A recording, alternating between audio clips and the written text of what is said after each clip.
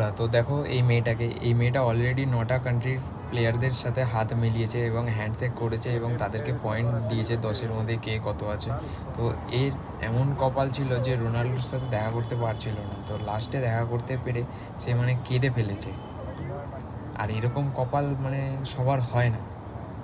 9টা কান্ট্রির প্লেয়ারের সাথে সে হাত মিলিয়েছে, লাস্ট একটা পর্তুগাল বাকি ছিল, তার 10 নম্বর ইচ্ছা যে রোনাল্ডোর সাথে দেখা করবে এবং দেখাও করেছে, করে কেঁদে ফেলেছে।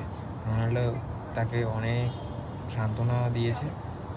কি করছে খালি দেখো, মানে সে খুশিতে কেঁদে ফেলেছে। আর কেই বা না চায় যে রোনাল্ডোর সাথে অন্তত লাস্টবারের মতো দেখা হোক, কারণ এটাই তার লাস্ট ওয়ার্ল্ড কাপ, এরপরে আর দেখা যাবে না।